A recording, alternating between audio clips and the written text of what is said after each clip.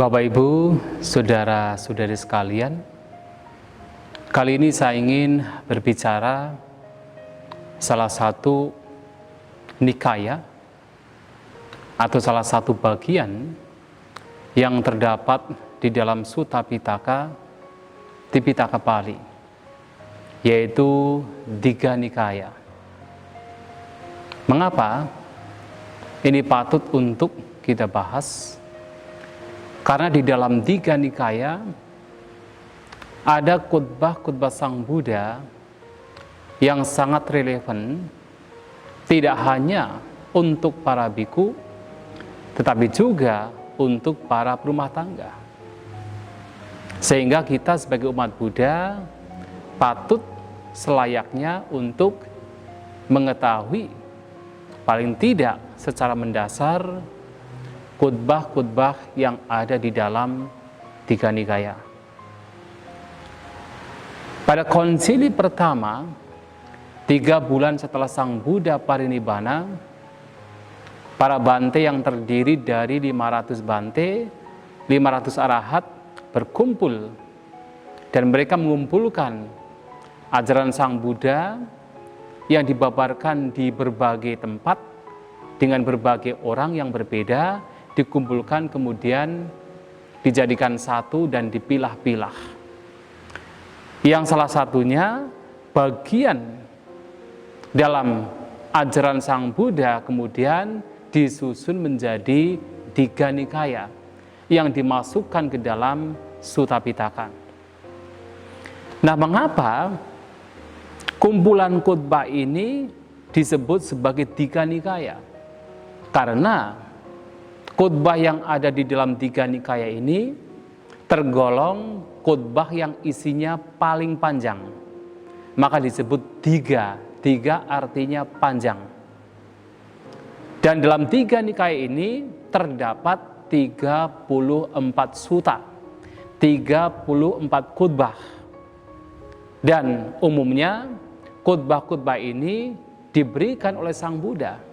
Tetapi beberapa khotbah diberikan oleh beberapa murid Sang Buddha. Seperti misalnya Payasi Sutta. Itu dikhotbahkan oleh seorang bante bernama Bante Kumara Kassapa. Dan kemudian Sanggiti Sutta dan Dasutara Sutta diberikan oleh Bante Sariputta untuk para biku lainnya. Nah, Digha Nikaya ini dibagi menjadi 3 bagian. Jadi dari 34 sutta, dari 34 khotbah dibagi menjadi 3 bagian. Yang bagian pertama disebut Sila Kandawaga. Terdiri dari 13 sutta di dalam Sila Kandawaga. Bagian yang kedua disebut Mahawaga dan terdiri dari 10 sutta, 10 khotbah. Sedangkan bagian yang ketiga disebut Patikawaga dan terdiri dari 11 sutta. Jadi 13, 10, dan 11 sutta sehingga seluruhnya menjadi 34 sutta. Nah, bagian yang pertama, Sila Kandawaga, terdapat 13 sutta. Mengapa disebut sebagai Sila Kandawaga? Karena seluruh sutta yang ada di dalam Sila Kandawaga ini di sana menyisipkan peraturan-peraturan kemoralan khususnya untuk para biku. Yang mana peraturan kemoralan tersebut dibagi menjadi 3 bagian, yaitu Cula Sila, Majjhima Sila, dan Mahasila. Nah, Cula Sila adalah peraturan kemoralan yang sifatnya adalah mendasar, seperti menghindari pembunuhan, menghindari pencurian yang mendasar. Tetapi di dalam sila-sila ini, dalam Majjhima dan juga Mahasila, ada peraturan-peraturan, aturan kemoralan bagi para bante yang sebenarnya kalau itu dilakukan oleh perumah tangga masih bisa ditolerir. Misalnya apa? Kalau kita bicara Mahasila, di sana ada aturan-aturan ada berbagai macam bentuk pekerjaan yang tidak diperkenankan untuk khususnya para biku. Seperti misalnya ketika para brahmana lain, para petapa lain masih mencari kehidupan, mencari penghidupan dengan cara menujum, dengan cara meramal. Nah, Sang Buddha mengingatkan kepada siswa beliau untuk tidak melakukan pekerjaan demikian. Nah, sementara yang lain misalnya masih suka melihat misalnya dengan jualan jimat. Kalau zaman sekarang kita mengatakan, oh batu ini bertuah, batu itu bertuah, oh ini ada binatang yang mempunyai kekuatan dan sebagainya. Nah, Sang Buddha mengajarkan kepada para bante, kepada para biku siswa beliau untuk tidak melakukan pekerjaan demikian. Dan itu adalah aturan-aturan kemoralan yang terdapat di dalam Sila Khandawaka. Dan berbagai sutta di dalam Sila Khandawaka ini juga menarik. Nah, salah satunya sutta yang pertama, yaitu Brahma Jala Sutta. Dan kita sebagai umat Buddha tentu pernah mendengar bahwa ada 62 pandangan salah yang Sang Buddha membahas dan mengatakan sebagai pandangan yang salah. Nah, 62 pandangan salah ini terdapat di dalam Brahma Jala Sutta. Yang mana kalau kita mempelajari Brahma Jala Sutta ini, yang di dalamnya ada 62 pandangan salah, kita akan tahu bagaimana perbedaan antara ajaran Sang Buddha dengan ajaran-ajaran lainnya. Dan walaupun di antara 62 pandangan ini yang dikatakan oleh Sang Buddha sebagai pandangan yang salah, sebenarnya muncul bukan hanya sekedar dari logika, bukan hanya sekedar dari reason, tetapi muncul dari pengalaman, bahkan beberapa muncul dari meditasi, dari pengalaman meditasi yang tingkat tinggi. Tetapi Sang Buddha mengatakan ini pun juga masih bagian dari pandangan salah. Misalnya apa? Dalam satu pandangan ada yang mengatakan, oh ketika orang mencapai jhana pertama, kemudian dianggap bahwa jhana tersebut sebagai nibbana. Sang Buddha mengatakan ini pun juga pandangan salah. Kemudian dalam sutta yang kedua, Samanya-pala Sutta. Nah, di situ juga mencakup beberapa pembahasan mengenai ajaran-ajaran dari guru-guru lainnya. Ada 6 guru yang ada pada zaman Sang Buddha dan juga terkenal di masyarakat India. Seperti Pakuda Kaccayana, Ajita Kesakambali, Makali Gosala, Nikanta Nyataputa. Ada 6 guru dan ajarannya juga bisa kita tengarai, bisa kita lihat, kita baca di dalam Samanya-pala Sutta. Dan ajaran-ajaran ini juga tidak sesuai dengan ajaran Sang Buddha. Nah, sehingga kalau kita mempelajari Sila Khandawaka, banyak sekali ajaran-ajaran dari pertapa lain, dari para brahmana lain yang bisa kita perhatikan di situ yang tidak sesuai dengan ajaran Sang Buddha. Termasuk mungkin Bapak, Ibu, Saudara-saudari sekalian pernah mendengar ada sebuah cerita di mana ada seorang brahmana yang ingin melakukan upacara kurban dengan membunuh ribuan binatang, tetapi kemudian datang kepada Sang Buddha meminta, memohon nasihat apa yang mesti dilakukan, dan Sang Buddha memberikan wejangan, memberikan nasihat untuk tidak melakukan upacara kurban. Nah, sutta yang menceritakan tentang Brahmana yang datang kepada Sang Buddha juga terdapat di dalam Sila Khandawaka, disebut Kutta Danta Sutta. Nah, ini hanya sekedar informasi mengenai Sila Khandawaka. Nah, kemudian yang kedua yaitu Mahawagapali.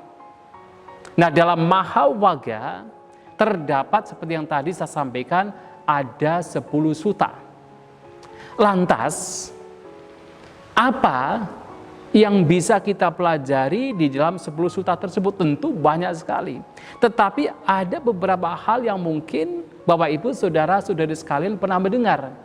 Seperti misalnya berkaitan dengan Padicca Samuppada, berkaitan dengan sebab musabab yang saling bergantungan, bahwa Sang Buddha mengajarkan salah satu ajaran yang penting, ajaran yang membedakan antara ajaran Buddha dengan ajaran-ajaran lainnya, yaitu Padicca Samuppada juga bisa ditemukan di dalam Mahawaga dari Tiga Nikaya, yaitu di dalam Mahanidana Sutta.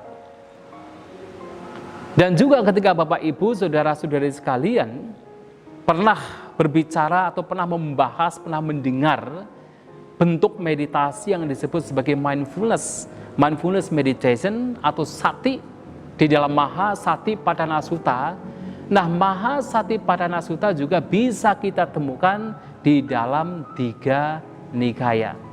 Termasuk beberapa sutta lain dalam Tiga Nikaya yang penting, terutama di dalam Mahawaga dalam Tiga Nikaya yang penting adalah seperti ada Mahapadana Sutta, kemudian Mahasudasana Sutta, dan juga ada satu sutta yang isinya adalah dialog antara Sang Buddha dengan seorang dewa bernama Dewa Saka yang menjadi pemimpin raja di dalam alam surga Tawatingsa.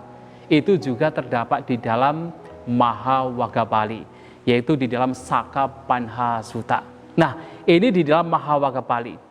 Lantas kemudian yang terakhir yaitu Patikawaga. Seperti yang saya sampaikan, dalam Patikawaga terdiri dari 11 sutta.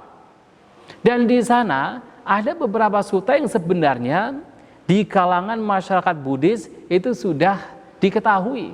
Tetapi terkadang kita tidak tahu pernyataan ini, nasihat ini, wejangan ini yang diberikan Sang Buddha terdapat dalam sutta mana. Nah, sebagai contoh adalah ketika kita bicara tentang Sigalowada Sutta. Ketika berbicara tentang tugas antara suami dengan istri, istri terhadap suami, orang tua terhadap anak, anak terhadap orang tua, tugas antara kita dengan teman kita, atau kita dengan guru kita, guru dengan murid, itu terdapat di dalam Sigalowada Sutta. Nah, Sigalowada Sutta ini ditemukan di dalam Tiga Nikaya, terutama di bagian Patikawaga. Nah, kemudian mungkin Bapak Ibu pernah mendengar ada satu pernyataan yang terkenal ketika kita bicara tentang toleransi agama, bahwasanya Sang Buddha ketika mengajarkan Dhamma bukan untuk mencari murid, bukan untuk mendapatkan banyak pengikut. Jadi suatu ketika Sang Buddha pergi ke salah satu pertapaan. Nah, di sana Sang Buddha membabarkan Dhamma.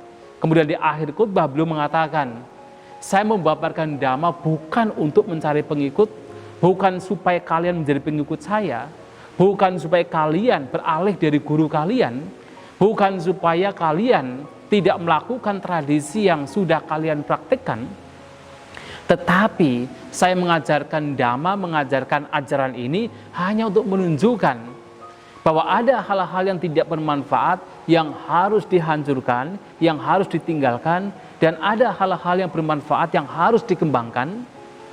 Dan kita tahu pernyataan tersebut, pernyataan dari Sang Buddha. Tetapi kita tidak tahu dari mana, sutta apa ketika Sang Buddha mengatakan pernyataan demikian. Nah, pernyataan demikian terdapat di dalam Udumbarika Sutta, yaitu di dalam Patikawaga. Nah, sehingga Bapak Ibu Saudara-saudari sekalian, kalau kita perhatikan Tiga Nikaya ini sebenarnya isinya ada beberapa yang sudah kita mengetahui, tetapi kita tidak tahu dari mana suttanya, dari mana. Dan juga kalau kita mempelajari lebih mendalam Tiga Nikaya, kita juga akan menengarai bahwa di dalam khutbah ini Sang Buddha tidak hanya berdialog kepada para biku, kepada para siswa beliau, tetapi juga ada khutbah-khutbah di mana Sang Buddha berdialog dengan berumah tangga. Ada khutbah-khutbah juga Sang Buddha berdialog dengan para brahmana. Misalnya apa? Seperti yang tadi saya sampaikan, Kutadanta Sutta. Khutbah lain Sonadanda Sutta. Kemudian Ambata Sutta. Kemudian juga khutbah Sang Buddha yang diberikan untuk berumah tangga seperti yang tadi, yaitu Sigalowada Sutta. Ya, dia adalah seorang berumah tangga dalam artian tidak dikatakan sebagai seorang brahmana. Jadi kalau di India, di masyarakat India, biasanya masyarakat itu dibagi menjadi 4 kasta. Ada brahmana, ksatria, vesya, dan Sudra. Dan tampaknya pemuda Zikala ini termasuk kasta Waisa, karena tidak disebutkan sebagai seorang Brahmana. Nah, dan juga ada khotbah di mana di situ ada dialog antara seorang Bante, seorang biku dengan seorang bangsawan yang berasal dari kasta ksatria, yaitu seperti Payasi Suta, yaitu antara Bante Kumarakasapa, seorang arahat, seorang arahanta, dengan seorang bangsawan bernama Payasi, seorang ksatria bernama Payasi. Dan kita juga bisa menemukan ada khotbah yang berisikan dialog antara Sang Buddha dengan seorang dewa. Yang tadi saya sebutkan, yaitu Sang Buddha dengan seorang dewa bernama Dewa Saka, yaitu Saka Panha Sutta. Nah, jadi Sang Buddha di sini ketika membabarkan Dhamma tidak hanya kepada para biku, kepada seorang ksatria, kepada seorang brahmana, seorang vaisa, mereka para berumah tangga, dan juga bahkan kepada para dewa. Beliau juga membabarkan Dhamma. Dan Bapak Ibu saudara-saudari sekalian, dalam Digha Nikaya ini, kalau kita ingin berbicara tentang sosial, tentang katakan politik, tentang kemasyarakatan perumah tangga, itu juga bisa kita pelajari di dalam Digha Nikaya ini. Salah satu contoh kalau kita berbicara politik, ada mengatakan bahwa dalam ajaran Sang Buddha itu tidak ada politik, dalam artian agama Buddha tidak berbicara politik. Tidak. Sang Buddha tentu jalannya adalah jalan yang mengarah kepada pembebasan, jalan yang mengarah kepada nibbana. Tetapi karena beliau juga berhadapan dengan orang-orang yang mempunyai latar belakang yang berbeda, termasuk para bangsawan, para raja, mereka yang berkecimpung dalam politik, terkadang Sang Buddha juga berbicara tentang politik. Tetapi politik yang sehat. Seperti misalnya apa? Dalam Cakkawati Sutta, dari Digha Nikaya. Dan di sana, kalau seseorang ingin masuk ke dalam kehidupan politik, idealnya adalah menjadi Raja Cakkawati. Seorang raja universal, di mana raja ini harus memimpin rakyatnya dengan kebenaran. Dhammiko Dhamma Raja. Atau dalam Digha Nikaya juga di bagian terakhir atau bagian Patikawaga juga ada satu sutta, yaitu Aganya Sutta. Nah, dalam Aganya Sutta juga menceritakan bagaimana seorang pemimpin harus bertindak. Artinya menjadi seorang pemimpin adalah seseorang yang memimpin rakyatnya, memimpin orang-orang dengan kebenaran. Dhammiko Dhamma Raja. Nah, sehingga bahkan politik atau dalam artian hal-hal yang berbau politik juga ada di dalam Digha Nikaya. Apalagi kalau kita berbicara tentang sosial kemasyarakatan. Seperti misalnya yang tadi saya sampaikan, di sana juga ada dialog antara Sang Buddha dengan para Brahmana. Misalnya salah satunya adalah Sona Danda Sutta. Nah, di sana ada beberapa Brahmana yang sebenarnya tidak suka ketika Brahmana Sona Danda ingin bertemu dengan Sang Buddha. Tetapi dengan berbagai macam alasan, akhirnya mereka bertemu dengan Sang Buddha. Nah, dari situ kita bisa menengarai bagaimana kehidupan masyarakat di India. Di sana kita bisa mempelajari seperti apa, bagaimana sistem kasta yang ada di India pada zaman Sang Buddha. Dan kalau kita bicara tentang kemasyarakatan dalam lingkup keluarga, tentu adalah Sigalo Wada Sutta. Itu bisa kita pelajari. Banyak sekali poin-poin Dhamma yang terdapat dalam Digha Nikaya yang bisa kita pelajari, bisa kita jadikan panduan ketika kita berbicara, ketika kita membahas poin Dhamma tertentu. Apakah politik, apakah sosial, kemasyarakatan bisa ditemukan di dalam Digha Nikaya. Termasuk kalau kita bicara seperti yang tadi di depan, berbicara tentang ajaran-ajaran dari para pertapa lain untuk menengarai apakah ini ajaran Sang Buddha atau bukan. Walaupun itu dalam sekali, tetapi masih ada perbedaan. Ini ajaran Buddha, ini bukan ajaran Buddha. Itu juga bisa kita temukan dengan mempelajari Digha Nikaya. Itulah Bapak Ibu, saudara-saudari sekalian, bagaimana mengetahui, memahami Digha Nikaya, sutta-suttanya di dalam Digha Nikaya tersebut, dan itu akan memberikan manfaat bagi kita ketika kita berbicara Dhamma sesuai dengan ajaran Sang Buddha. Semoga bermanfaat, semoga semua makhluk berbahagia.